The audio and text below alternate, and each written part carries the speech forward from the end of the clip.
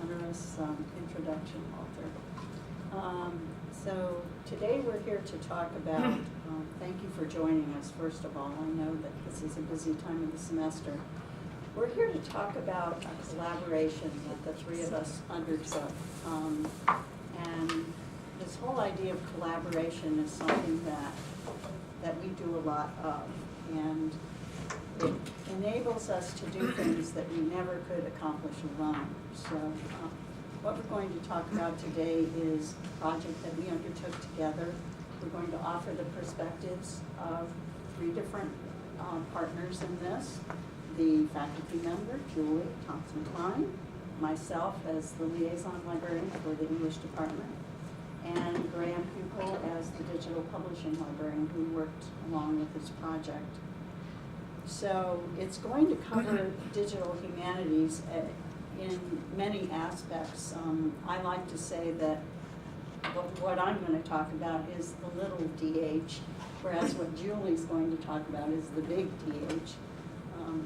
But this is a collaboration that involved the digital humanities on various levels, from the course content that we're going to the course we're going to talk about, to a just a little small research study, to the technology development involved. So part of our message here today is that digital humanities projects come in all sizes, and it's possible to work with something on a smaller scale that can have some kind of impact. And I'm going to talk about it in three different sections. I'm going to start with Julie is going to start setting the context of digital humanities and the course.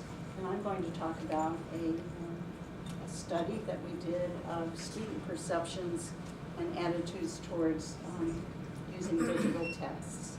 And then Graham's going to talk about the technology that we worked with for this particular project. So before Julie begins, one of the things, at least one of the things that I as a librarian struggle with is defining digital humanities. And judging from the conversations that I've had with people at conferences, a lot of people struggle with this too. So digital humanities can mean lots of different things, anything from computer-assisted quantitative analysis of text. How many people associate that with what you mean by digital humanities? Quantitative analysis of text, computer-assisted, okay? One person. What about whatever we make it to be? Okay? A flash in the pan? Anybody here who believes that? Okay. Another approach may see it as very domain specific. Does anybody take that approach? Okay, so these are just some characteristics that come up, let's say, when you start to introduce digital humanities. And at a conference that Graham and Julie and I just attended, there were a lot of people who were actually trying to use alternate terms as well, because the term digital humanities just froze everybody and, scared them. So they were looking for alternative ways to talk about digital humanities. Well, I can't think of anybody who's more qualified to talk about digital humanities than Julie. There are lots of people. With all of her scholarship. So let me call your attention to, I just got the present of her latest book here, Interdisciplinary Digital Humanities from the University of Michigan Press. And I'm going to pass it around in case anyone wants to take a look while we are, she also has another copy, a hard copy there. So I'm going to pass the computer over to Julie to begin, and then we'll be hearing from Graham and myself. That sounds good. Thanks. I'm going to stand up because it makes me totally crazy not to be able to see people. I was moving students around. Thank you, Walter, for the gracious introduction. And I'm just delighted to be here to talk about what has been the richest parts of my career, the collaboration that we have here. And it's not stopping. What's great, I managed to meet a few of you at the start, and we've got one cooking at the end of the table already. Some graduate students doing very exciting work in history. And so we'll be back to you about the possibilities for next year. I think that'll be great. So my job is to talk about what digital humanities is. And it's a very capacious label, that's what that, no doubt about that. We might take a look first, just to begin with. I want to do a kind of historiographical and a typological take on what it is, because it's really not an ed. And take a look at the, can you see that okay, Walter? Am I blocking your view there? The 2008-9 Digital Humanities, What Isn't Digital Humanities seminar that took place at UCLA. And what's so interesting about this is it's very much indicative of what a lot of people say today. So if you sort of scroll down the top left there, you see very typical kinds of answers, that it's somehow associated with Web 2.0 and virtual worlds, as well as more recently ubiquitous computing and geotemporal navigation. But it's also associated, if you go a little bit further down there, about midway on that scale there on the left, participatory media and collaborative authorship. Very strong, which is one of the reasons why it's great to have Graham on our team too, because he's dealing with a lot of publishing implications. But also open source knowledge, open source, open access. These are very strong associations these days of digital humanities circles in the literature, which is a burgeoning literature, I'd add.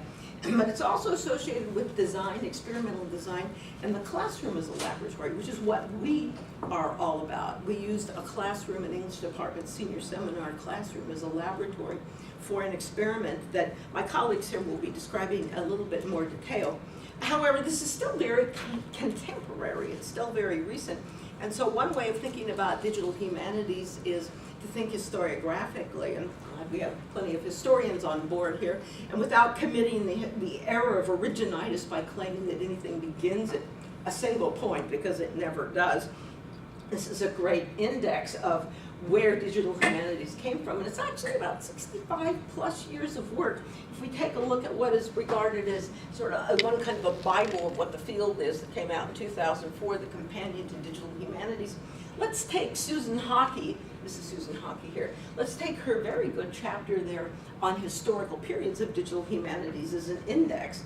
And there are a number of different narratives about how any field starts, but the conventional narrative in digital humanities is that it started in 1949, which is our historians in the group will regard that as a rather nifty piece of origin for a field. But it's associated very closely with Father Robert Busa, who's a Jesuit priest, and what he wanted to do was to have access to all the words of St. Thomas Aquinas. The result of that project, well actually, first it's sort of a wonderful joke that circulates around in the literature. He has famously said, I don't know how your Latin is, but he is famously credited with saying, the finger of God is here. And the finger of God in this case was pointing at magnetic tape at IBM, which had been introduced and made it possible, facilitated the kind of work that he wanted to do. The outcome was a fairly conventional piece of scholarship, which is one of the things I want us to think about in terms of definition. The Index Thomisticus, which is now available in digital form as well as its early first print form. In fact, it's amazing what he lived to see in his career. He died at the age of 97 several years ago. And what he saw happen in that time period is just astonishing. As a result of this, the earliest names for digital humanities as a field were not digital humanities. The names that were used more often at the time, understandably, given what he wanted to accomplish, were computational linguistics, corpus linguistics, or more widely, humanities computing, which if you think about is a very different kind of rhetorical relationship. The emphasis was on analytical processes, on encoded materials, exactly what he was trying to do with the works of St. Thomas Aquinas. And the outcomes were at that point still very typical. The people who did this kind of work tended to publish, as he did, indexes, concordances, catalogs, dictionaries, and they tended to do them at first, as a pattern that will be familiar to all of you, more working with canonical authors, canonical events. So that really is a very strong association. Hukill has, and you can even look up the index, have some fun looking up the Index Thomisticus on the internet and finding it and looking at it. Her next two periods of historical periodization are what she calls consolidation, you see at the top, and new developments a little bit later into the mid-'80s and early '90s. And it's marked by a number of developments. There were more outlets for dissemination, more digital outlets, but they tended to be still dependent on standard software. And so that's been one of the recurring limits, the limits of the software, the limits of the hardware, that despite what people want to do, make it difficult to always accomplish what they want. More people were using methodologies, there were more projects and more tools. The technological advances were facilitating what you see in that shift there in the period of consolidation, going from magnetic tape into IBM punch cards, and also into CD-ROM technology. In conferences, what tended to dominate when anybody was doing humanities computing were literary and linguistic computing. So very much linked with that kind of origin story. In publications, vocabulary studies were prominent. So was stylistic analysis of linguistics. The limits of memory, speed, and access, though, remember I was referring to limits, and limits of memory, speed, and access, as well as serial data storage, made it very difficult to accomplish a great deal, especially on a large scale. And the early reproduction of texts was far more suited to journals and books than it was to poetry and drama. So what this really sets us up to appreciate the later advances that happened. Also, it should be said that the complex mathematics needed for the vocal counts, vocabulary counts, and vocal comes later, vocabulary counts exceeded the skills of many humanists. To this day, I'm one of them. And computer-based digital humanities work, humanities computing work, was not respected, which is quite different from today when it tends to be regarded as something that's hot, a term I don't like, but there it is. What's striking about that period of new developments is the move towards standardization. And our colleagues here with us today from the library will appreciate some of these benchmarks very much. We see new tools developing, multimedia elements being possible, and HTML programming languages now made it possible. There are the signature, the acronym and signature log over there on the left. HTML programming made it possible to connect parts of documents on different computers through a network. And steps toward standardization followed with SGML, which will be familiar to some of you, Standard Generalized Markup Language. And the advent there was the ability to handle different types of texts and metadata that wasn't possible before. We're still quite short of what we assume to be interoperability today, but these were steps in advancement of capacity. Also, powerful workstations were making it possible to work with greater memory, screen resolution, color. Some of you may remember these prehistoric phases of computer use. Capacity was increasing. One of the great breakthroughs was graphical user interface, and what's so striking about that is it allowed not only the display of musical notation software, but it also enabled scholars to start working in a digital environment with non-standard characters in Old English, in Greek, and other languages that weren't possible to work with digitally before. There were also textual and visual elements that could now be combined in a way they couldn't. And speaking of prehistoric, we should remind ourselves that this is really the point at which we start to think about coming into the notion of scholarship and education, the personal computer and email. It's rather daunting to remind ourselves that the desktop computer became part of our lives in 1982 and the Mac in 1984. So these really slot in very carefully. Or however, still, it's always a however. There were limits. There was little new that was happening in terms of humanity-specific methods, humanity-specific resources. There was not much critical appraisal, not much evaluation going on, and texts were often reformatted to suit software without being ready for humanities use, so importing them from other areas. So what we see here, Judith was talking about one of your options you offer was it means anything you want. Well, if we take from these early historical periods a cluster of associations, what is it? I would say that they are computational linguistics and language processing, electronic text production and editing, digital collections, archives, and libraries, an early notion of the digital library here. Now, there are a lot of people, as a result of this history, who think that what digital humanities is not theory but method. And not to bowl you over with a complex graphic, but this is from a book that you might be interested in looking at, Willard McCarty's book on humanities computing. This is how we define the methodological commons of digital humanities. And it is unrelentingly about application and a kind of research process for applying new techniques to, get that word application, to historical, literary, and philosophical inquiry.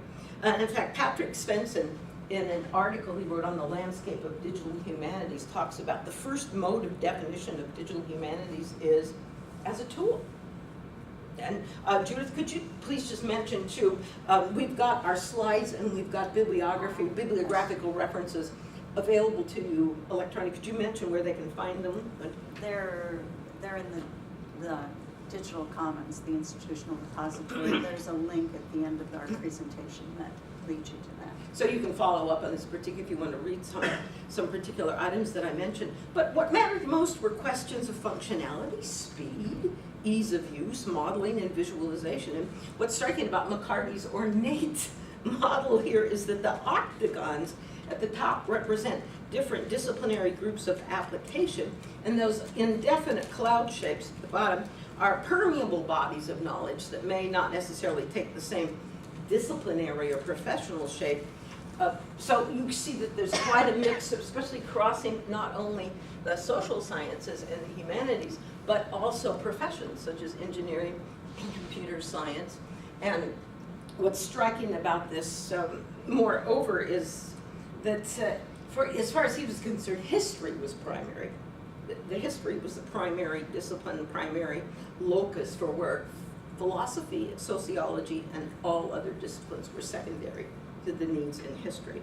Well, what emerges from this just reinforces what I was talking about. If we think of digital humanities as essentially methodological, about applying technology to humanities, then what emerges is a cluster of associations: design and production, digital tools and methodologies. In fact, that was one of the associations you picked up on your poll there. And project and program management, not things traditionally associated with the skill set of humanists. Well, a major sea change was on the horizon. Hockey's next period, the 1990s forward, this is her last period, is a period she calls the era of the internet.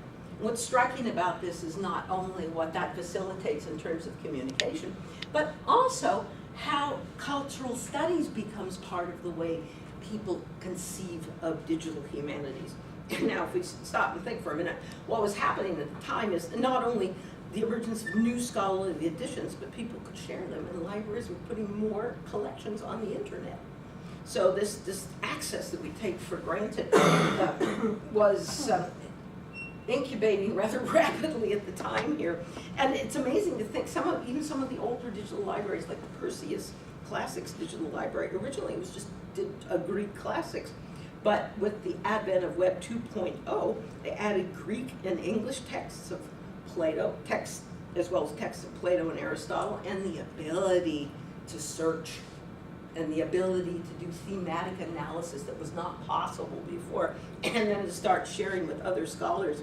There's a wonderful piece I highly recommend, Kathy Davidson's piece in PMLA on Humanities 2.0. What Kathy does in this piece is to take the trope of 2.0.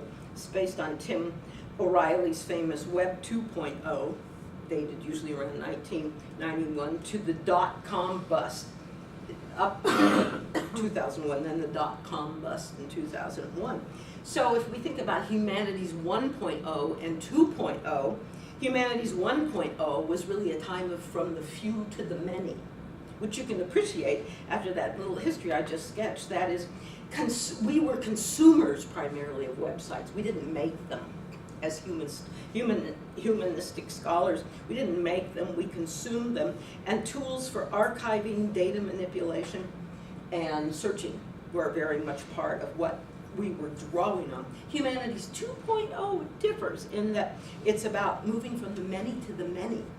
That is a model that made us prosumers, and that's increasingly the case, that humanistic scholars are simply not consuming what technologists have made, but becoming technologists themselves. And there's some rather vigorous debates, in fact, that get heated and nasty in digital humanities about, there's one particular wing of the literature that contends if you can't code, you're not a digital humanities scholar, just forget it.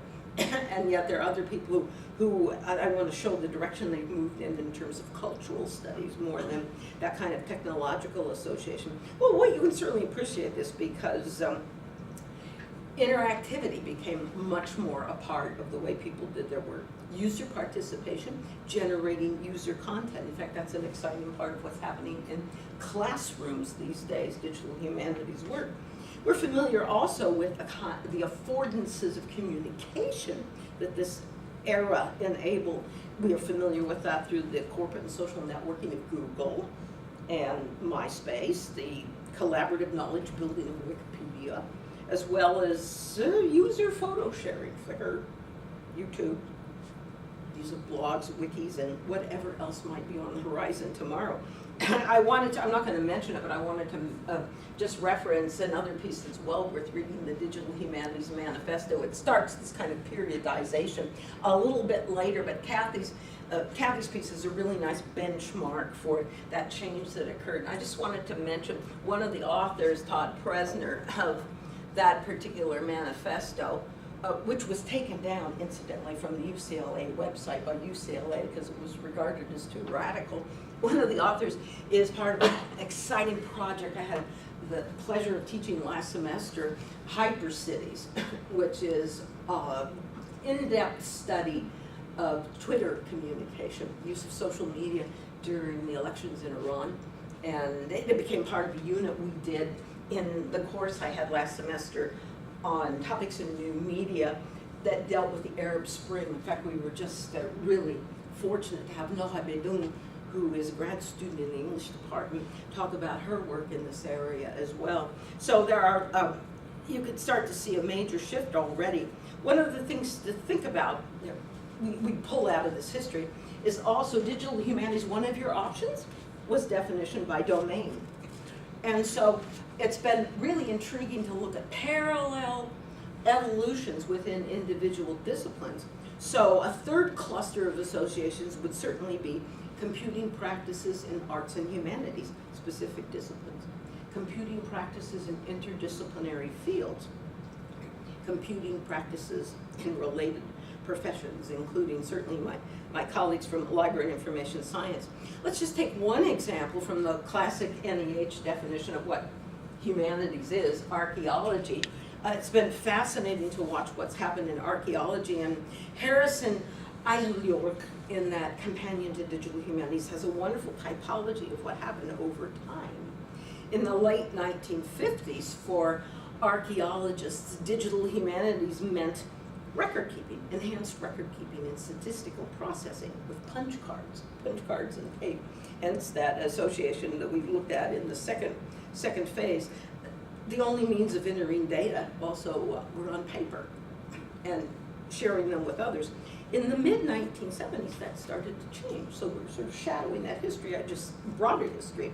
That is, new software made record keeping more efficient. It expanded the amount of material and ease of information retrieval without needing to learn programming languages. Dan Cohen, who's the head of the National Digital Public Library, has a wonderful way of talking about it. He says even within a 5-year span, people could start to do digital humanities work without having to learn programming languages, and that's made a huge difference in a lot of off-the-shelf utility.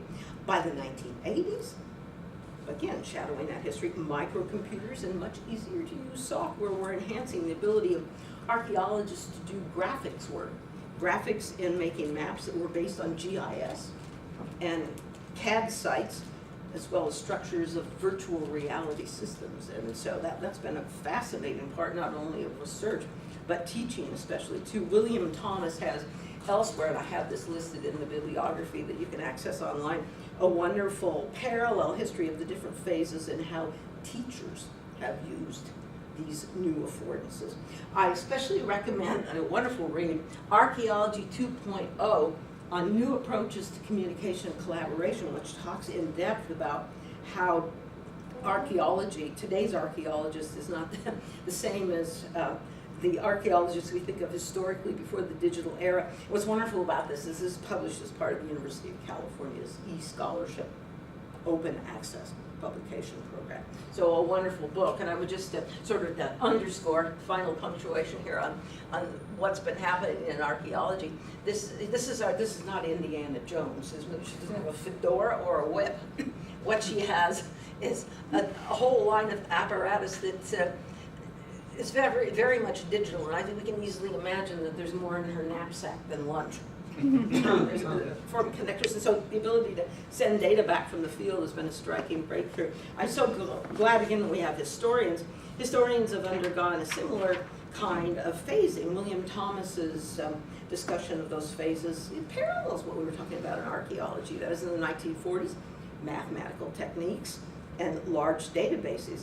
By phase 2, which began in the 1960s, those of you in history would certainly be familiar with the emerging field of social science history, where massive data became available to tell the story of history from the bottom up rather than the top down. And by phase 3, the current phase, much greater capacity for communication among scholars via the internet, as well as a network of systems of data, the ability to share this network and work with it. One of the striking points too is that over time, this has moved much more in the direction of spatialization. GIS technology affording computer-aided spatial analyses.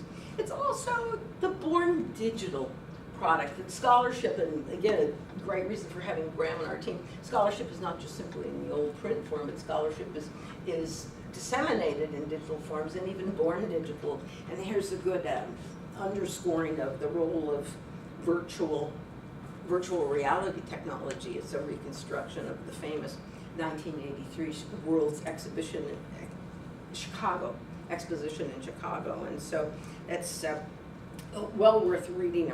I mentioned Steve Mintz's discussion of this particular impact on the classroom.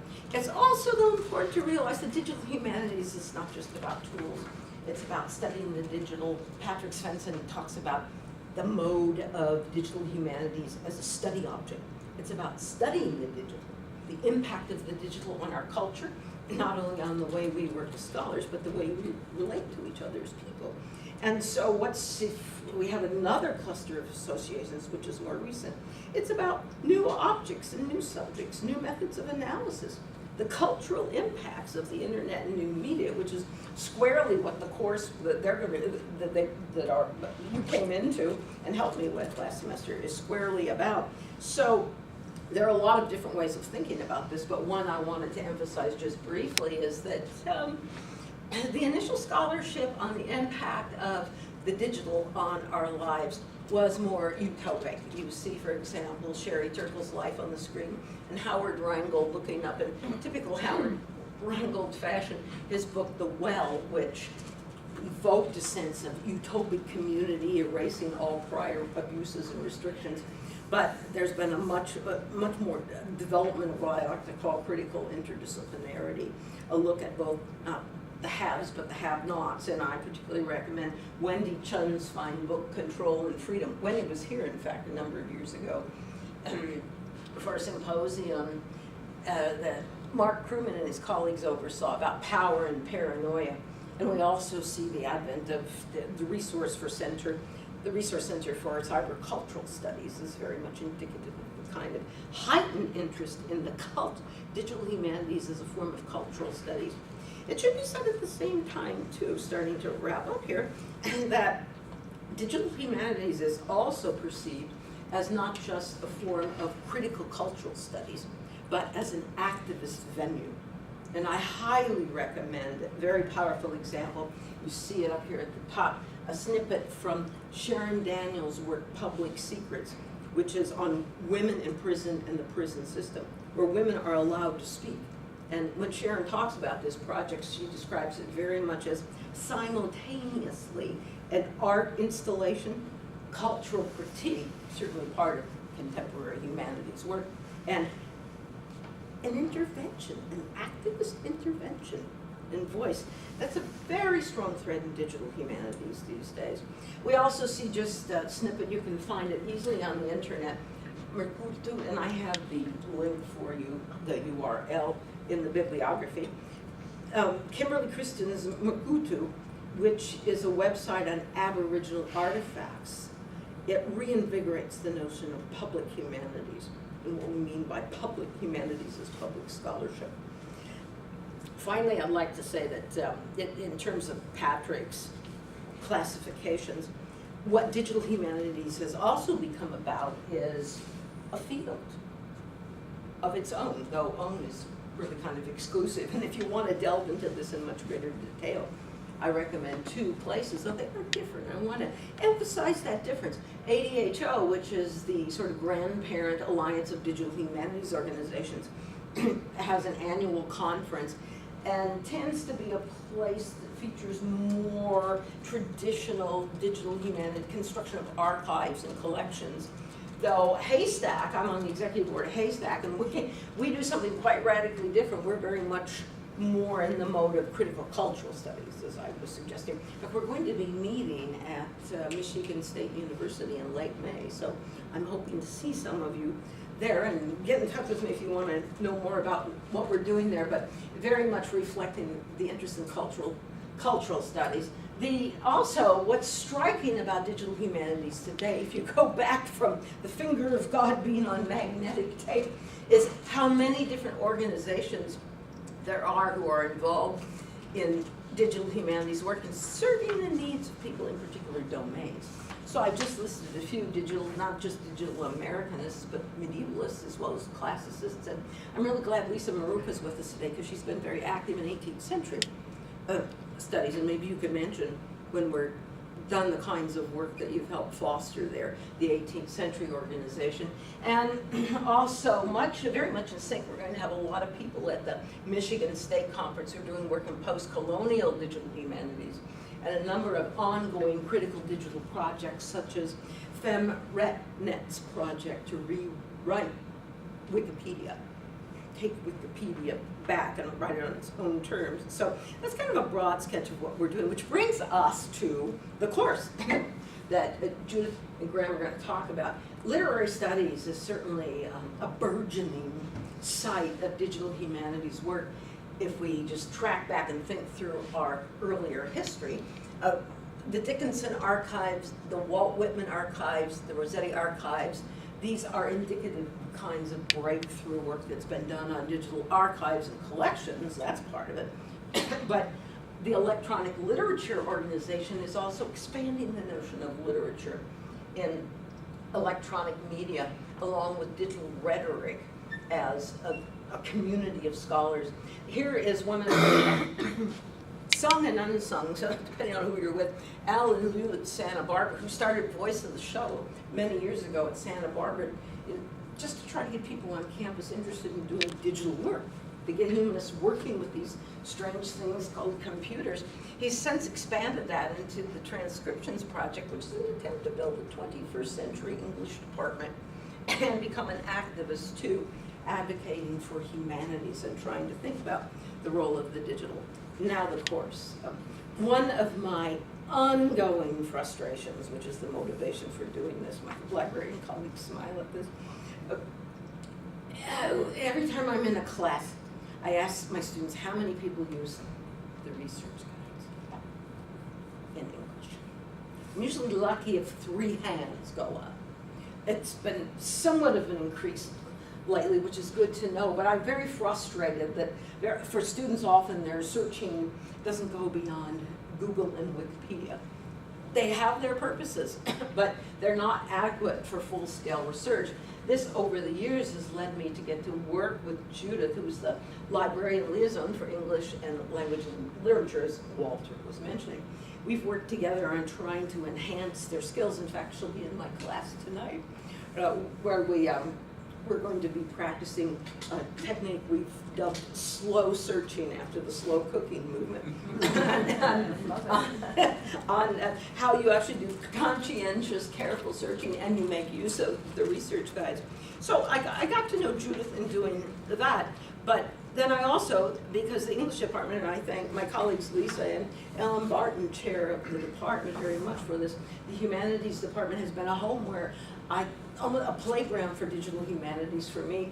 And what I wanted to do was to, with our senior and honors seminar course, which can be driven by any topic the instructor chooses, I wanted to look at the digital turn in English studies. So just drawing here from my syllabus, I wanted students to appreciate the role of the computer in the English major. And so we did a broad overview of what was going on, how literary and cultural studies were changing, how composition and rhetoric were changing in media studies.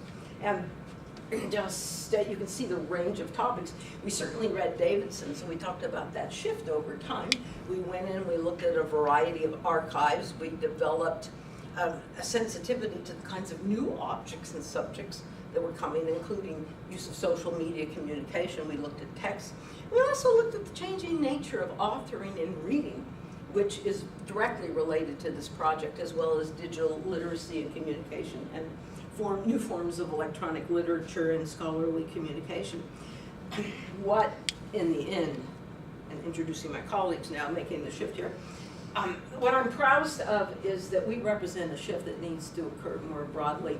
In the academy, there's a tendency to think of the library as a service unit for faculty work. It's a very limited, and I would argue even impoverished, model of what can be happening. We really shifted from that notion of a service model to a partnership model. And since you got to see, Judith, you also get to see my colleague here, Graham Hukill, and hydrating himself. And what's been really fun over time is to think about not only how, these are just some fun cartoons about how the librarian has over time evolved as a professional stereotyped image from a female profession and the librarian with the bun telling everyone to be quiet, to an avatar in the librarian who's completely junked her librarian title sign in favor of search engine. So I'm just very proud to have been part of this partnership, and you will now more specifically what it's about. Okay, thanks, Julie. So I'll stand, so I can, but I have site issue problems here, so I'm going to be going back and forth with my glasses. But anyway, collaboration. How did this collaboration begin? Well, it actually began with the yellow wallpaper of all things. The Schiffman Medical Library in November 2013 was hosting a national Library of Medicine display on the literature of prescription, Charlotte Perkins Gilman, and the yellow wallpaper. And as part of the promotion for that particular exhibit, we decided to digitize the 1892 text from the New England magazine. And Graham and I have the wonderful opportunity to do a lot of collaboration because we share a reference desk shift. So we have all kinds of conversations. And so as I was doing this and talking about this, about digitizing this to help, just to help publicize the event and to give people access to that original text, he and I were talking, and he was at the same time working on a project for his area on developing an e-text reader. So our interests kind of converged there, and we were interested in doing something with this text. Well, at the same time, I was working with Julie on her course. We were arranging to have library instruction included in the seminar course. And I also broached her with this topic, well, could we do something with this digital text? Since what the course is about is about digital humanities, about digital text, why don't we see how we can work with the students with some kind of a project with this digital text? So what we did was come up with an idea as well for a study. Of course, all of you know who have done any kind of studies around the university, you get the delightful process of going through the IRB. So we did all of the training and the application and everything for the study. And what we ended up doing was, our goal was to have the students engage with the digital text. But what we wanted to do was see something about their attitudes about using digital and electronic text as compared to their attitudes towards print. And at the same time, Graham was interested in what they might have to say about this tool of the e-reader. So we designed an assignment for them to do, and the focus of our study became a study of their attitudes and perceptions about reading texts online. So as part of the study, they completed a blog posting, which was an assignment for the course, and it asked them to discuss their insights into using the digital reader and the tools that accompanied it. We also did a survey of 15 questions that asked them about the experience of reading online and using the e-text reader. Our population was the 15 traditional age students in this class, all English majors. And it was a population different from what we looked at when we looked at the lit review for this. There wasn't any article that specifically focused on English majors and on literary texts. So while our study numbers are small, so they can't really be generalizable to other populations, what we captured was the experience of this specific population in this specific course at this specific time. So they have some interesting insights about how they're approaching reading texts online. So we also did, as I mentioned, a literature review, and as Julie mentioned a little bit ago, we have a bibliography of her sources and these articles as well that we reviewed about student attitudes towards using texts, online texts.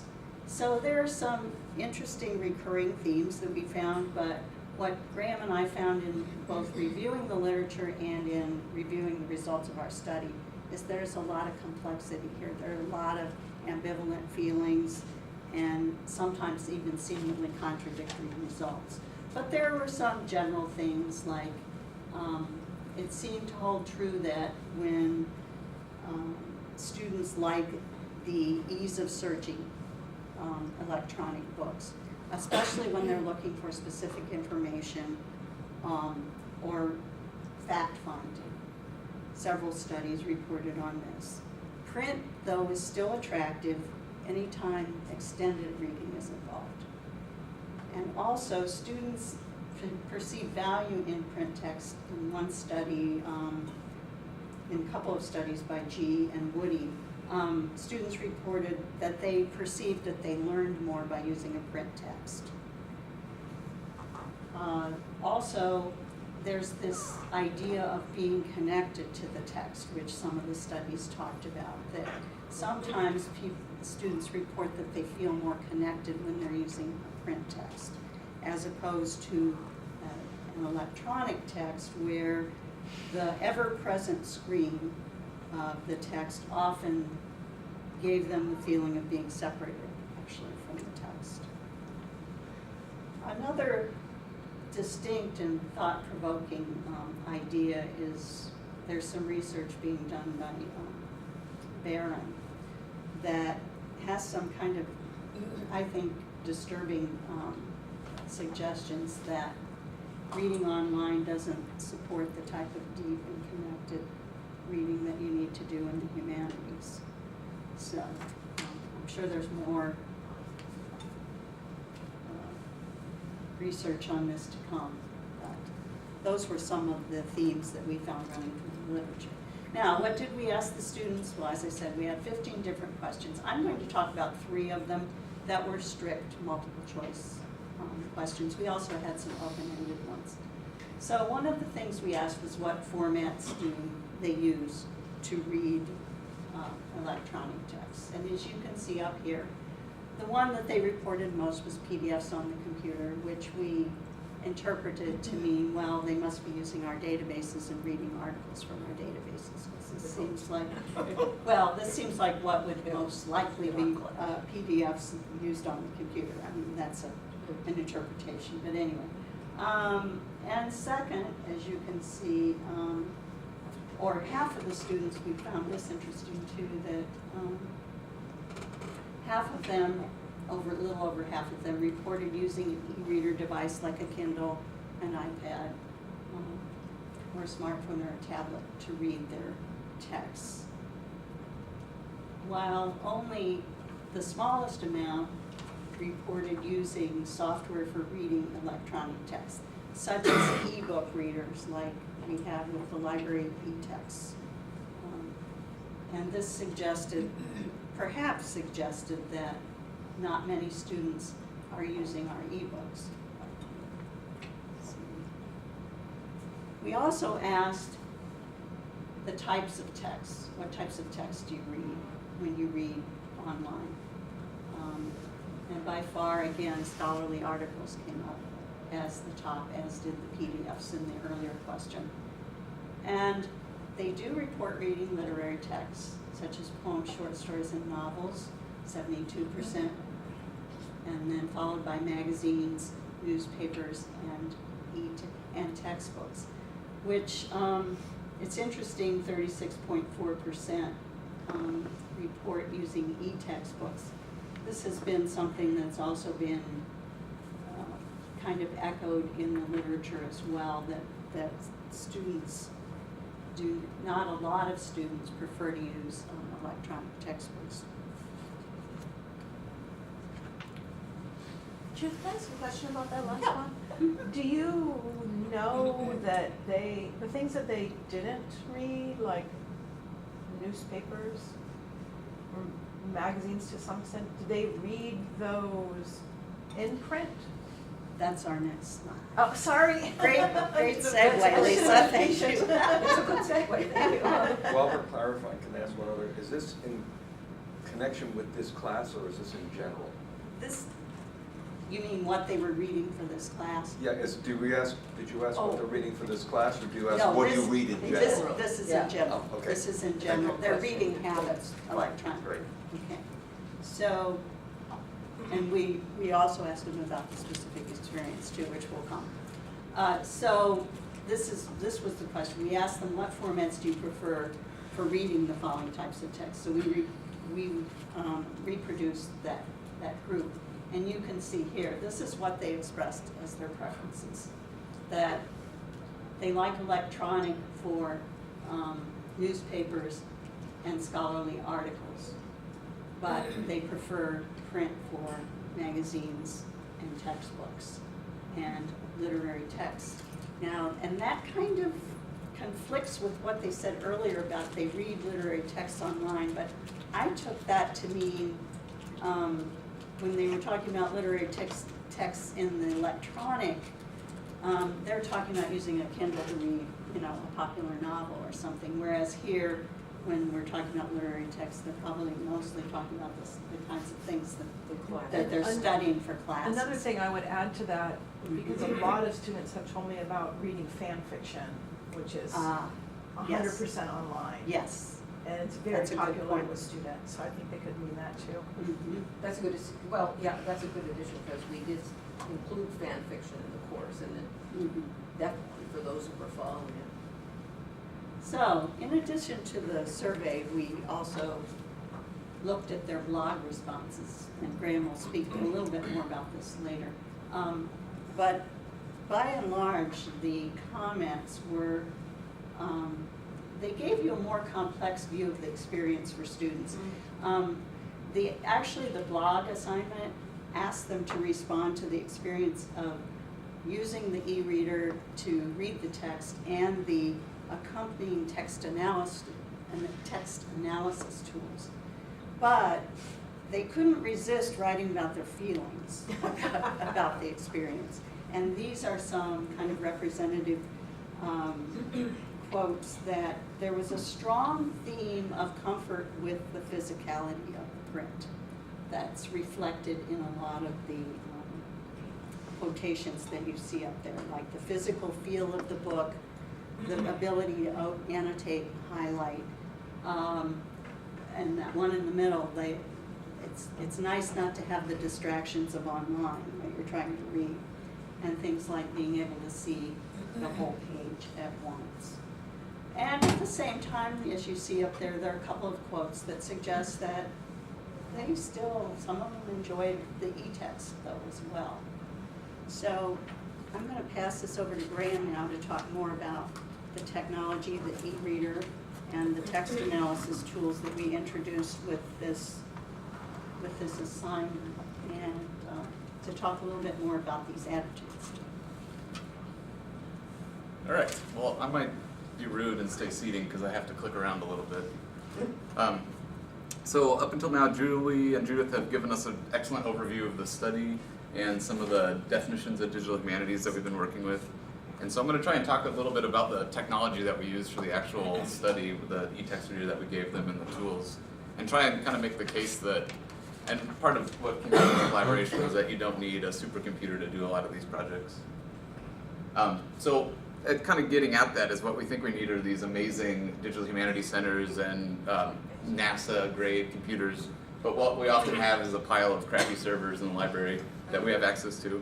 And so I wanted to push back on a couple myths that I've experienced with digital humanities. One, that they're expensive, they're technologically advanced, and they're always prohibitively complex. I hear a lot about digital humanities being set up, which they're fantastic. I don't want to make the case that they're not a positive thing. But a lot of the most innovative and interesting projects that I think I've come across, and I hope others would agree, is that they're very small and they're manageable projects. And you can often do these projects with people that you work with very closely, like Judith at the desk and Julie. And it can be done with very little computing power or even programming expertise.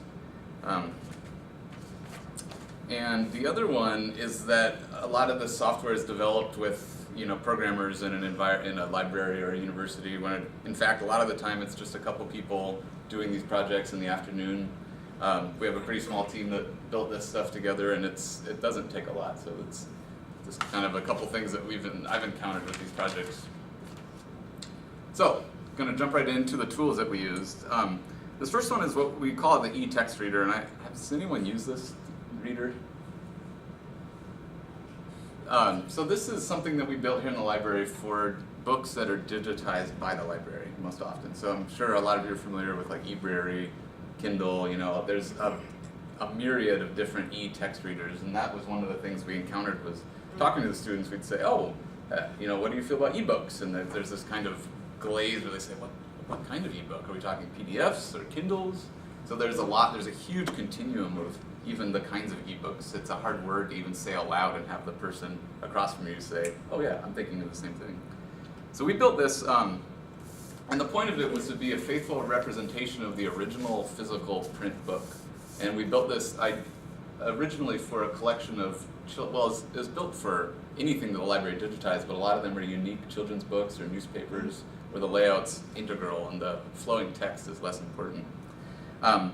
So it is a modified version of software from the Internet Archive, and it's clearly loading very quickly right now. But as you can see, it's kind of it sort of mimics the experience of reading, a book where the pages flip.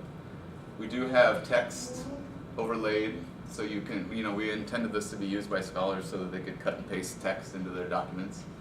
And it's also got different views for actually sort of digging in and reading. If you're going to read a book on a computer, this is probably how I'd end up doing it. It's kind of like a PDF, and I think a lot of people are used to this sort of pattern. But you can also jump around the text, and so you're also immediately reminded that you're looking at a whole bunch of digital images and not the actual text. And there's a few features that the students picked up on, like the ability to search for words. So if we look up the word John, we can see it shows up page 2, and it highlights the words on the page. It probably will highlight the words on the page. It did what we did. It did. And so this is what the students were using when they were actually reading these things for the course. There's anything else. And it's tied to our catalog. It does have the ability to read aloud. Audio loading. Please wait. And this is just with a free text-to-speech API, so there's nothing that the library had to purchase. This is totally freely available. And we're taking all the text, the HTML text from here, and we're pushing it at this API. Paper, 650. Gnats of it the everlastingness. Up and down and sideways they crawl, and those absurd, unblinking eyes are everywhere. There is one place where two breaths didn't match, and the eyes go all up and down the line, one a little higher than the other. And so on and so forth. And so this, when we came back and we're actually talking to the students and reading their blog responses about the experience of reading it in both print and via this version, we would analyze their blog responses. Judith and I looked at them and tried to analyze the overall sentiments and feelings that they had about the experiences. And as Judith pointed out, a lot of the comments were, they'd say, I like print better, or I prefer this or the other. But when we looked at the actual responses, they're just peppered with positive and negative feelings about this. And so the takeaway for us was that it's much more complex than it may seem on paper, no pun intended, and that students may not even be quite fully cognizant of how they feel about this kind of reading text and print. And so what you're looking at up here is each one of these is a blog post, and we counted the number of positive and negative sentiments in the blog post. And so the farther it goes into the green, the more times they use kind of positive feelings and emotions. The farther it goes into the red, the more that they said negative things. And so an example is you might have somebody, this person right here may have said, I hate print, or I hate electronic text. But the reality was, over and over, they were saying, but I like this little part about it, and this part was pretty great too. And so it revealed this really kind of complex feeling about it. And so it kind of can sum it up in this quote where there's always this allegiance to the print, where they would say, I really love print, but maybe that's because there was 15 English students. Yes, yes. And then very quickly, the other tool we gave them was a text analysis tool, and this is getting into the heart of a lot of the topics that Julie's been talking about at Digital Humanities, the different methodologies and the different inroads into text. So we give them this analysis tool, and this is an example of something we built very quickly in a couple weeks, that you can annotate the text in this view. So you have the images on the left, and then the text on the right. And so you can see that I've highlighted text and annotated it here. And anyone in the class was able to grab a little bit of text and say, this part was wonderful. And other students could read their text or their annotation. Again, it was complex. Some people loved this, and some people hated the fact that they were public. So you immediately see a lot of complexity in their feelings. And then we also that has analysis of the text, some of the longest sentence, the shortest sentence, some of these co-locations of words, and that kind of thing. And so when we asked them about how they felt about this, it was kind of a mixed bag about, getting way ahead of my notes here, or kind of conflicted about how they felt about the tool. Some people found it was very helpful, some people it was very new to them. I love this one in the upper right, that it was a avalanche of information of, at best, dubious relevance.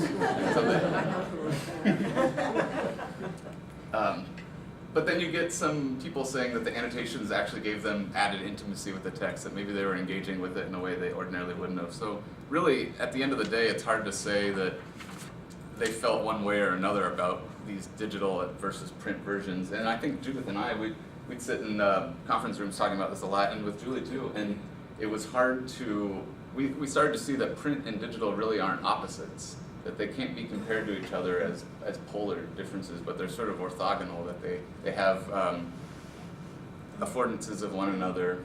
And so that was an interesting takeaway.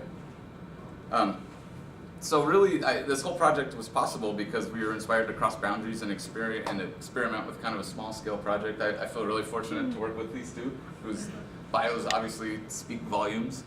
And it was great to talk and to do a study with the students that was really helpful. The reader that we just demoed here, it's already seeming pretty dated and incapable of doing the things we want to do even a few months out. And so it's helpful to get that kind of feedback and know where we need to go, and so we don't sink all of our time and energy into doing that. I don't know if there's anything else you wanted to add. Well, love to hear what others are doing too, and any questions.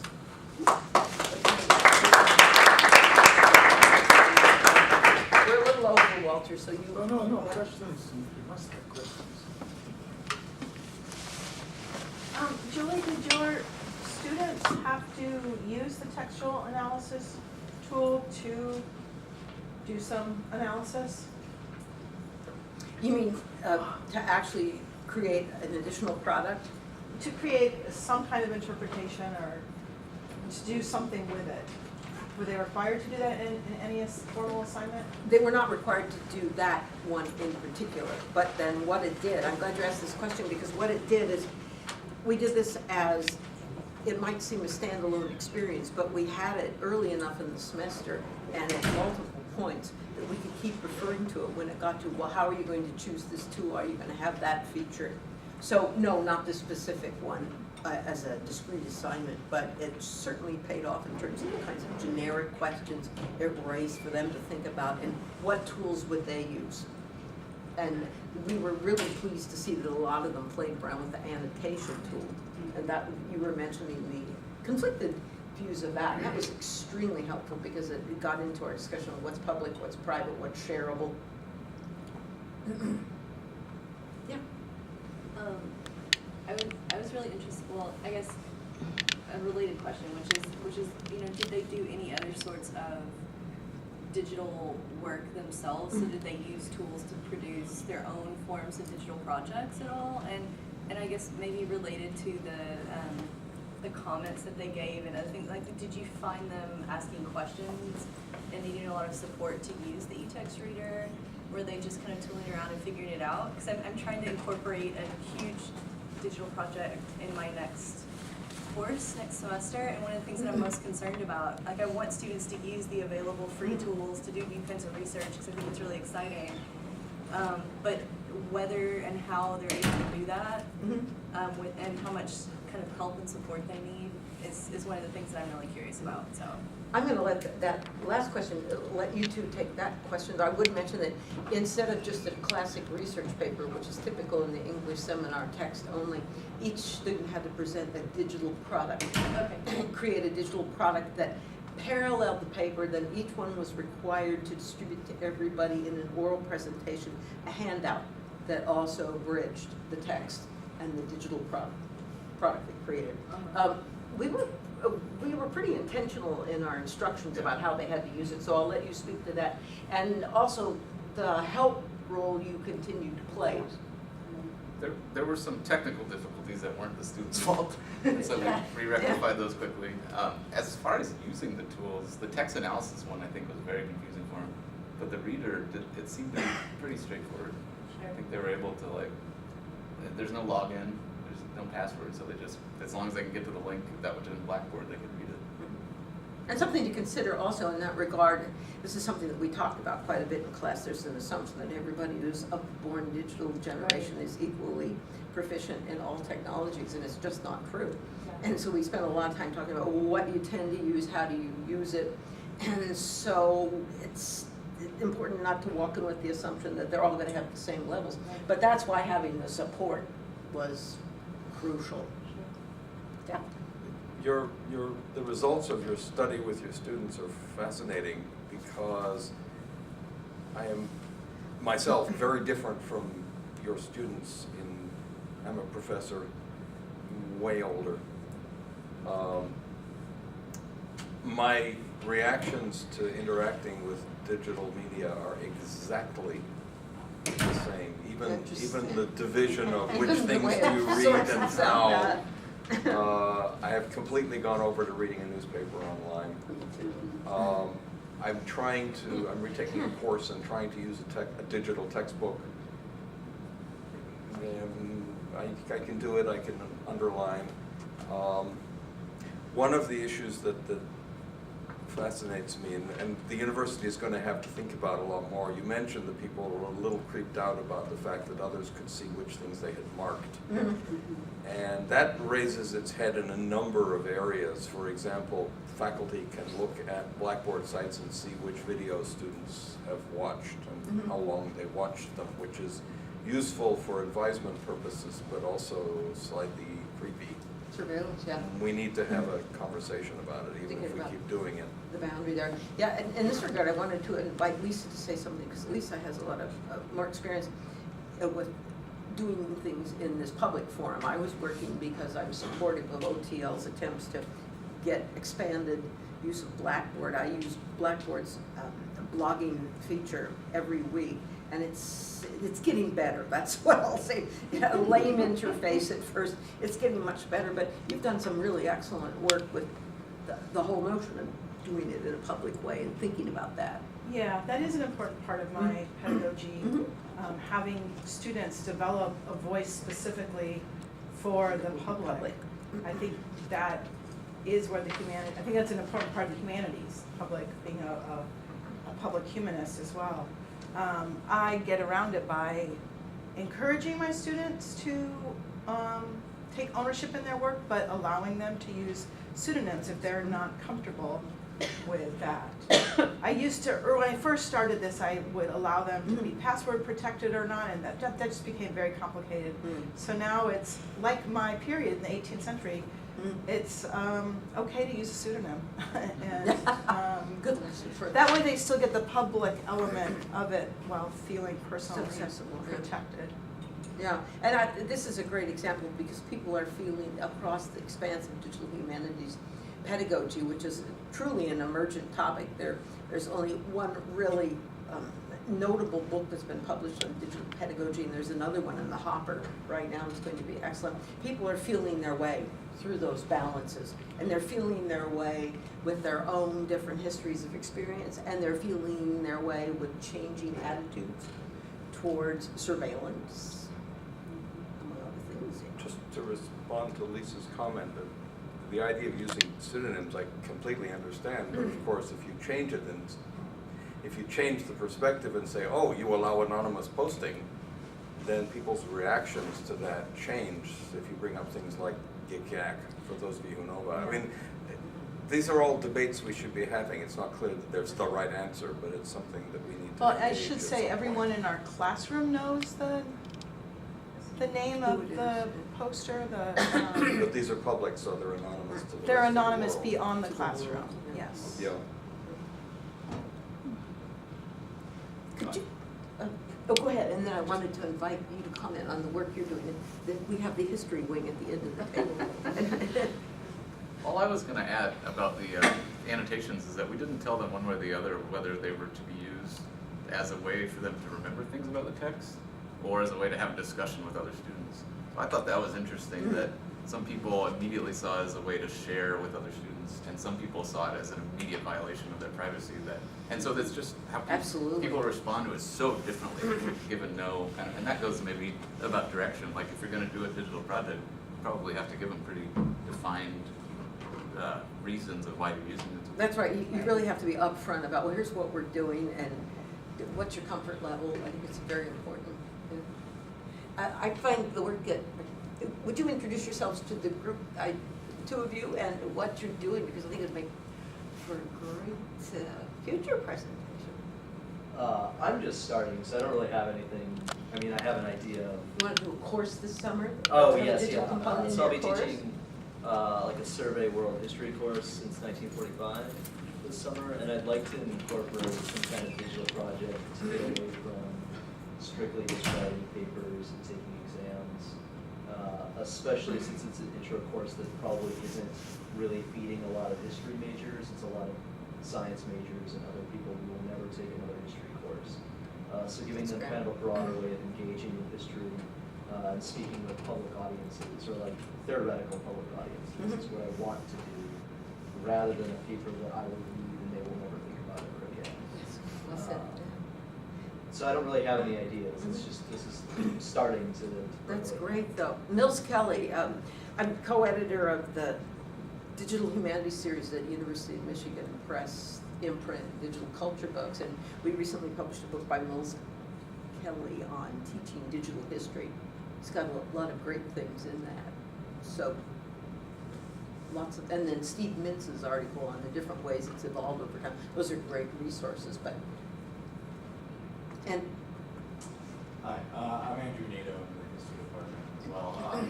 I guess I'm a research assistant, so I haven't really been thinking about pedagogy that much lately, but my project for my dissertation is looking at deindustrialization in post-war North American cities, mainly Detroit and Montreal, and looking at mapping out physical decline as well as doing network analysis of working class communities and how deindustrialization impacted working class communities. So that's my interest in digital methods of research. excellent. Let me just make a,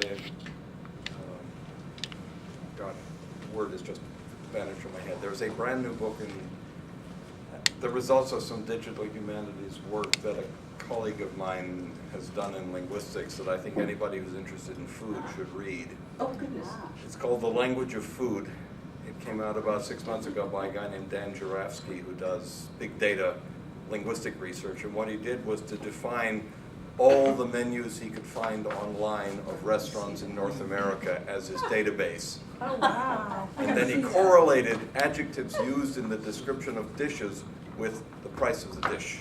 That's one chapter. So using the word local raises the price of a dish by about $3 and some odd cents. Yes, indeed. And the use of the word real lowers it by.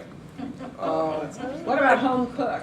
I think that's faded. That lowers it. Local now trumps it. Yes, Yeah. yes, but it's Yeah. really fun to read, and you'll learn a lot about the history of the word ketchup That sounds and fun. soy sauce also. Perfect. I brought you a little present. Really an idea. And it's really fun to read too, because he's a foodie.